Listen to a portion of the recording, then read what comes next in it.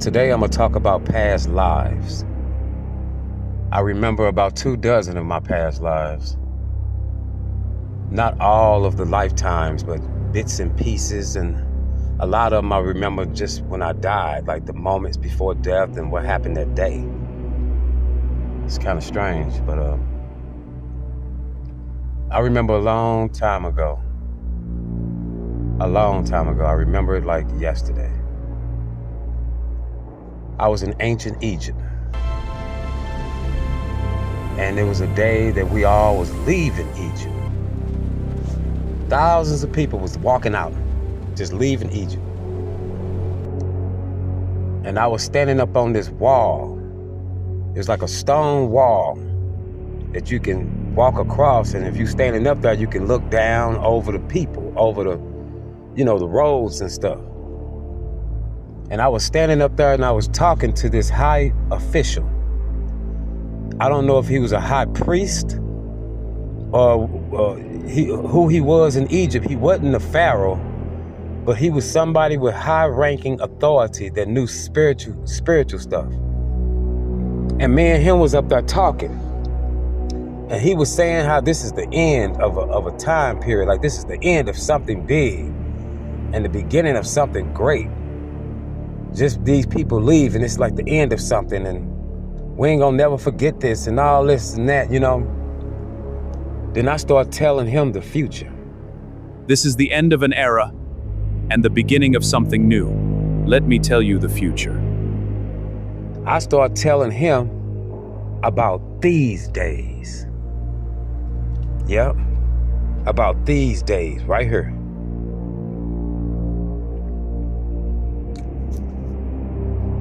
And he was intrigued and amazed. And I told him that every time I come back, I know the future.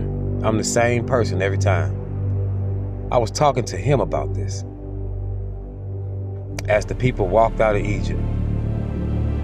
And me and him finished our conversation and I left with the people. That's it.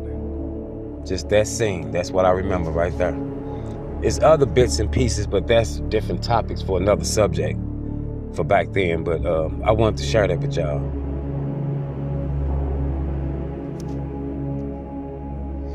I remember another past life.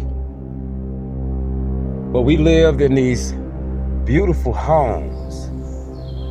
And we had this downtown area that was really pretty, and the streets was made out of cobblestone bricks.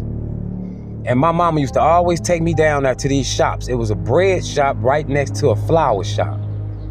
And she would go to that bread shop all the time, but she said she always liked how it smelled down there. It always smelled so good. And I was little. I was probably about 7 years old. And it came across the news and stuff. Well, people started saying that it was something coming from the sky. And everybody knew that it was going to destroy everybody. And people just knew it. Some people was panicking, some people was upset. But my mama said she accepted it. Like a lot of people did accept it. Because back then, people knew stuff that they don't know now. About death, life, all that.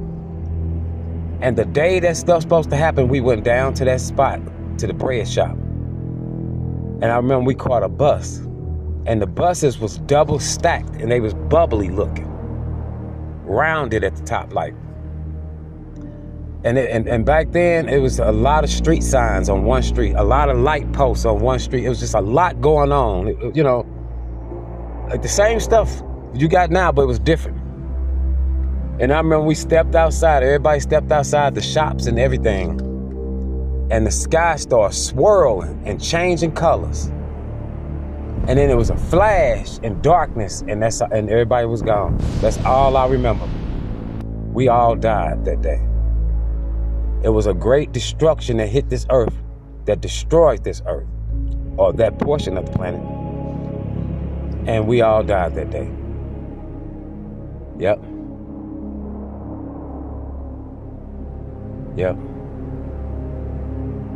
Sometimes I don't like thinking about this stuff because it brings back memories of people I lost, family, friends, children, my grown kids, our old house. that I couldn't even find right now if I wanted to find it. We all used to dress really fancy. Like that's just how the world was. You know, like how it's just wicked and evil here now. They was real fancy and intricate and stuff about things. Very intelligent people. I miss them. Okay. Another past life death experience, I guess.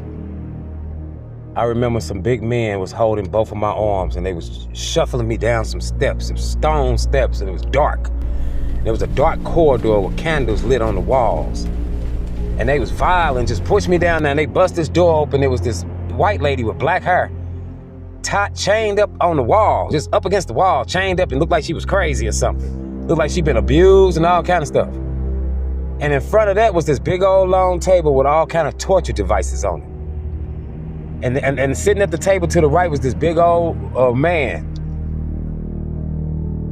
And he just looked over at me and just went back to doing what he was doing. He was creating some type of device to torture that lady with. And the people just took me in there and threw me in this thing, looked like a casket. It was standing up and down, straight up. It was at the end of the table. They took me in there and just violently threw me into that casket and slammed the door. And it was a slit where you could see out.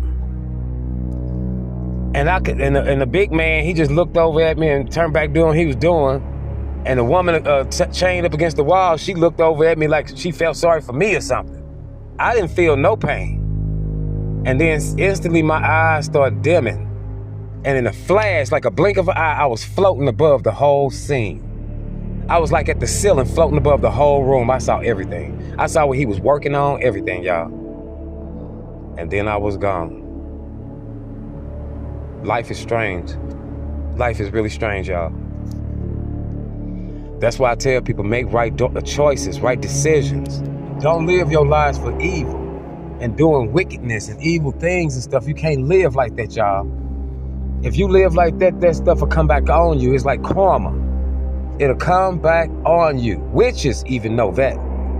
But the public of America, they do everything that you can do that puts curses on yourself. The way they talk, they curse themselves. The way they eat, shrimp, lobster, crab, all that type of stuff, pork, all that, curse yourself.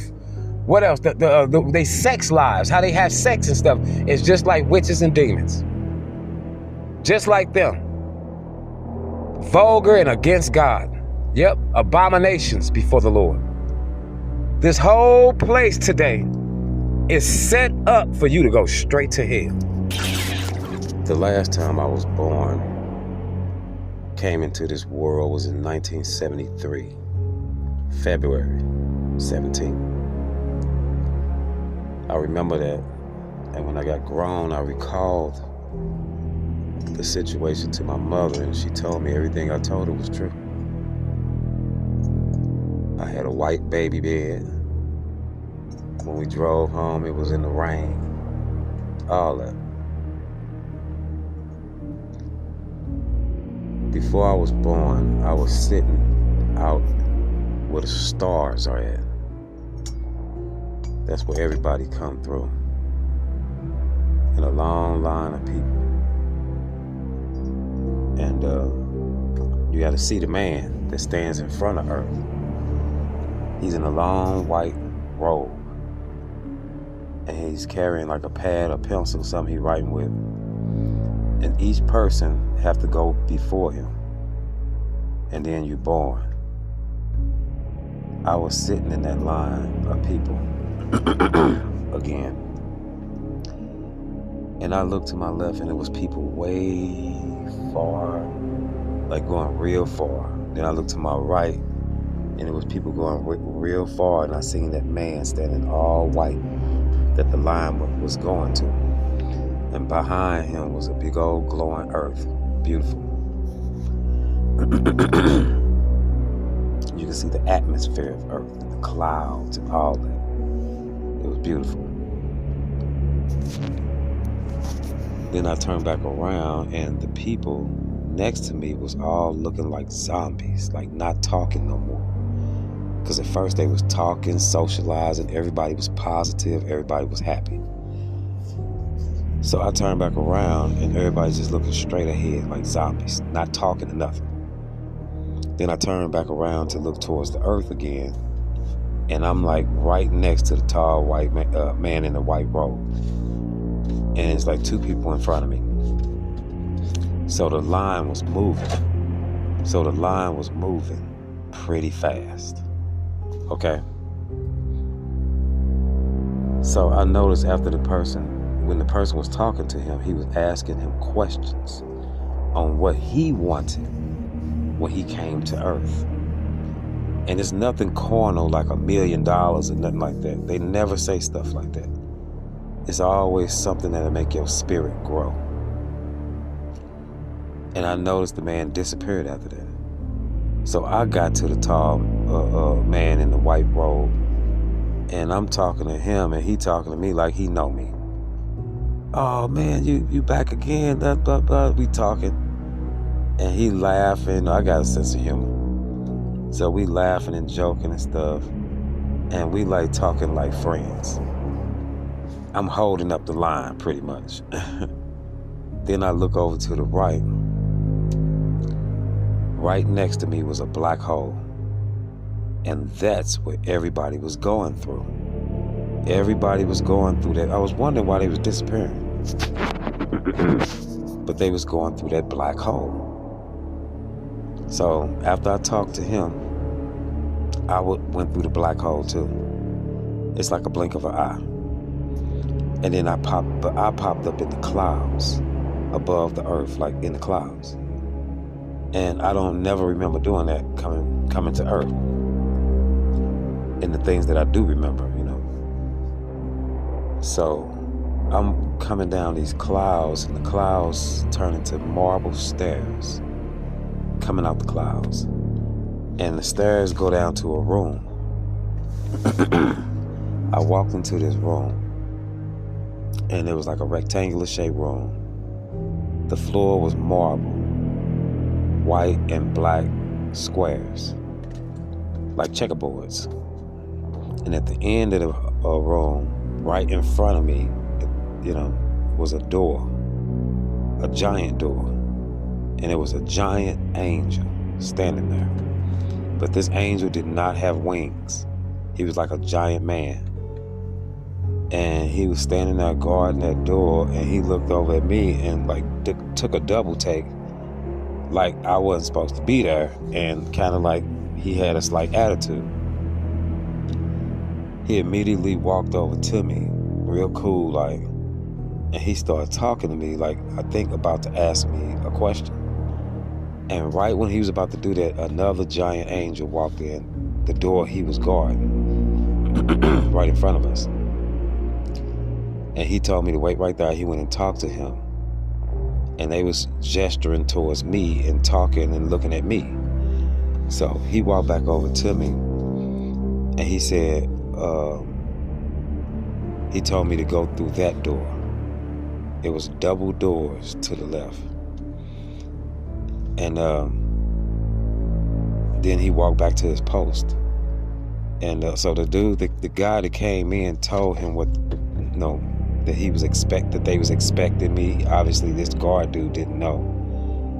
And he came and gave me the directions, right? So as I'm walking out, I'm looking around at this room. So the door right in front of me when I came in, like a rectangle. I'm at the end of the rectangle. I come in through a door. Right in front of me was the angel. To the left of me was the double doors I went through. To the right of me was a door. But to the left of me, the double doors, next to the double doors, in a little cut was another door. I don't know what that door was. But they told me to go through the double doors, right? And they was like gold doors. So I'm walking out, and I turn back and look at like the door I came through. Because I'd never seen it from the inside. I came from outside the door, walking into the door. So I turned around and looked at the door. And it's marble steps. It's a door. But it's two columns. It's two white columns. And in the midst, it's not a door, just like a staircase, a marble staircase going up into some clouds, into the clouds. and then the floor is black and white marble, checkerboard. And I noted that. And when I walked through the door, I was born. But it reminded me of something. The lifetime before this, I was a very wealthy man. I had a very wealthy family. For many lifetimes before this, I don't talk about those because they all seem to be kind of like the same, but beautiful. But it was some turmoil at the end. It was such a marvelous time. One day I'm gonna talk about that stuff. I'm out here. Murky Vision. In 1986, I saw the end of the world.